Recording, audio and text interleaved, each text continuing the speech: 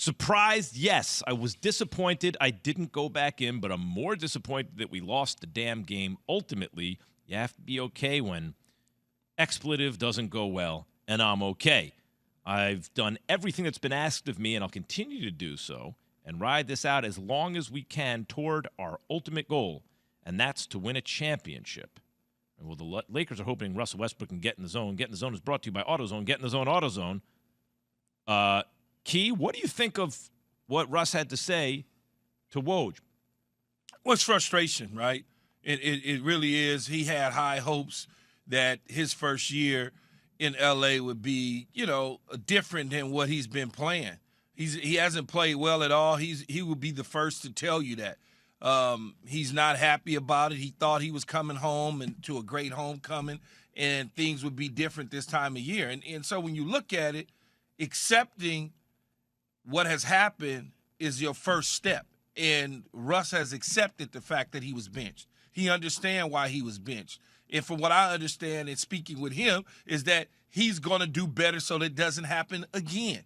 And next time around, he's going to try to work on certain things on the defensive end and understanding. And he understands that this is his first time playing with the players that he's played with. So he's not overly panicked about it, and I don't think we should be. We shouldn't get overly panicked until we really know that the Lakers are completely out of it. Yeah, I've been preaching patience with the team, and Russell Westbrook, by the way, is my favorite player. I'm not saying he's the best. He's because what he brings every night. You never get cheated. And that reaction that Key just described does not surprise me, right? That he took it that way. But something about the quote, Jay, makes me feel like actually there is a danger that the Lakers won't be patient.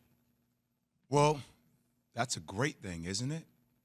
It's sometimes I feel like at all of our lives in some juncture, when you keep rising and you do well, you're going to get hit with adversity. And how you decide to handle that means something. And I think for Russ, this has followed him. Yesterday I was in First Take, and Stephen A. and I were talking about it. Stephen A. went down this list of all the players that Russell Westbrook played with and was like, none of these equated to a championship.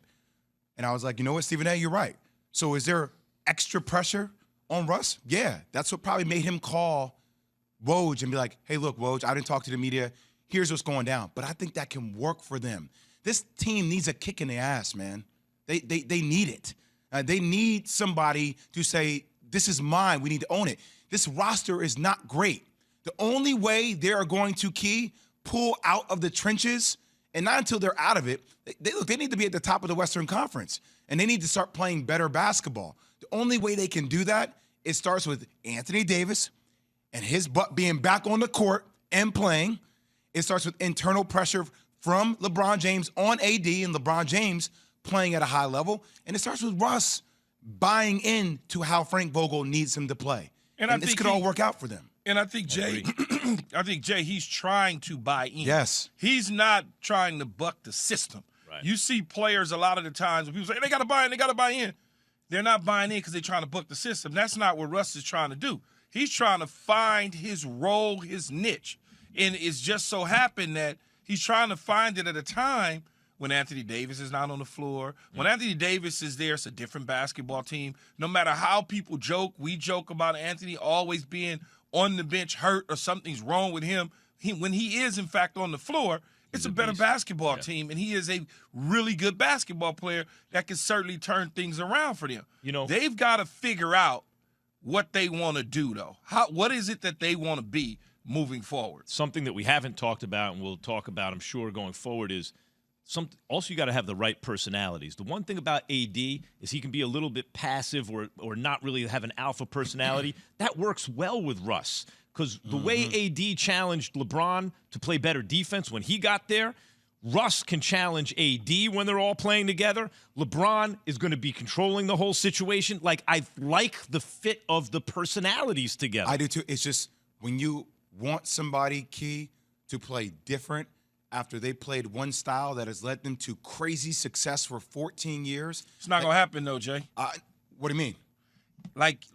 It's not going to happen, meaning he's in his, what is this? 14th year. I was 13th, 14th year. It's not going. His style is not going to change. But it's 14 years. You can tweak it on the margins. But that's where the gray area is. Yeah. That's what Frank Vogel and company, they need to do in order for this team to get over the hump, because he can't play the ball in his hands 24/7. We talked about it yesterday also.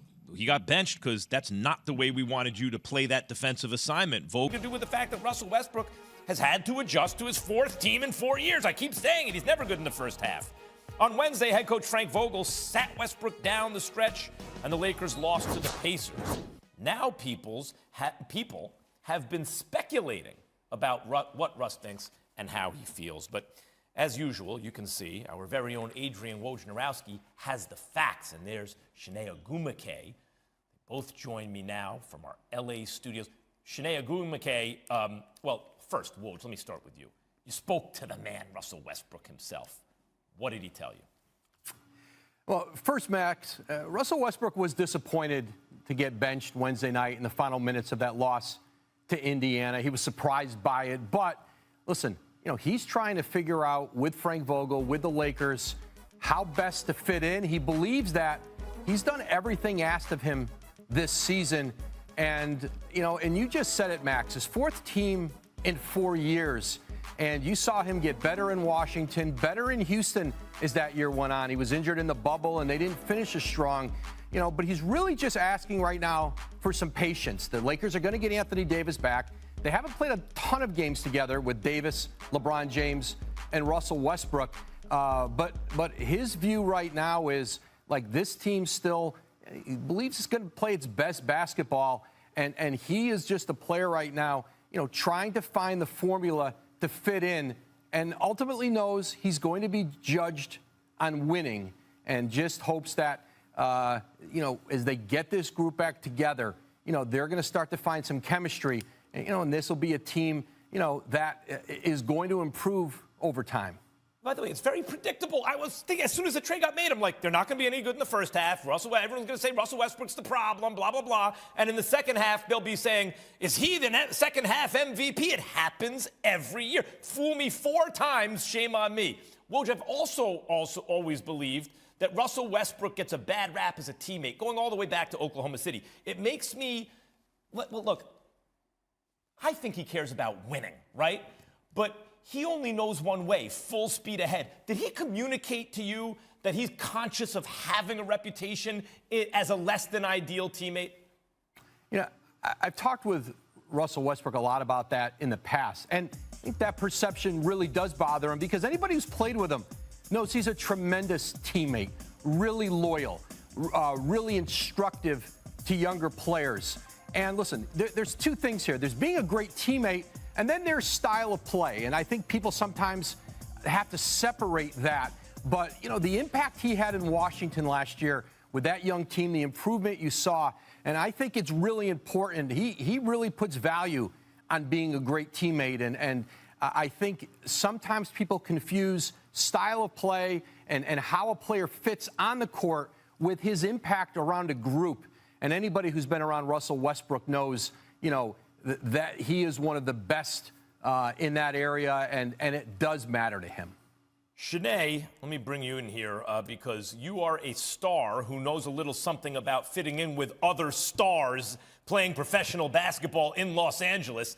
Please lay out for me what you'd like to see from Russ and the Lakers to get this season back on track. I think it starts with individually for Russell Westbrook. He has to limit turnovers. He leads the league with 188 in that category. But also, that's the style of play change that you can control. Control what you can't control. That's what we always tell ourselves as athletes. Secondly, collectively as the Lakers, they got to get back to playing defense. This is a team, when they won the championship, they were 3rd in defensive rating. Also, last year, they were 1st in defensive rating. Right now, they're around 20th. So when you're looking about, is it Russ's fault? Is it Frank Vogel's fault? It's a collective issue when it comes to defense, and they'll get help when AD gets back. I think that right now, this is a great opportunity for Russell Westbrook and the Lakers. I mean, with all due respect to the Orlando Magic, they have an opportunity to go out there and play well and play hard and feel good about themselves, because look who they have coming up next. They have the Heat, they have the Nets, they have the Sixers, and Joel Embiid has been a force as of late. So this game coming up is a good confidence booster without AD. All right, defensively, we can be better. Russ, I can limit turnovers, and I can also get back to playing my brand of basketball. That's a long road. By the way, that's a road trip that you're looking at against those good teams. Although the Nets are playing with home court disadvantage. No KD and now no Kyrie, right? Woj, we know how fans get. And by the way, the Lakers, to me, when they put this together, are 2, 3-and-D guys short, right? But if the fans got to choose, there'd be 1 million trades a day and 30 coaches fired a week. You'd never see your family, Woj. They want to keep Woj from seeing his kids. But organizations don't work like that. Do you think a change either on or off the court is on the table with the Lakers right now? Listen, there's trades the Lakers can make around the edges. I don't know that there's a dramatic move that they can make, that they have the assets to do that. Listen, a lot of their picks are still tied up in the Anthony Davis trade with New Orleans. And, listen, they moved out their assets in Kyle Kuzma, Montrezl Harrell, and KCP to Washington for Russell Westbrook. So, listen, I think there are, again, some deals around the edges, and then maybe the buyout market post-trade deadline. But with the money they have tied up with certainly LeBron and Anthony Davis, and then Russell Westbrook, whose contract is, listen, you never say never, but it doesn't seem to be a market for that now. The Lakers really might have been the last team willing to take that on. So I think the significant help for the Lakers is going to have to come from within. It's going to have to come from getting Kendrick Nunn back and, of course, getting AD back, hopefully, later this month. I got my eye on Talen Horton-Tucker. He has trade value, but his skills don't exactly fit with what they need right now to try to win a championship right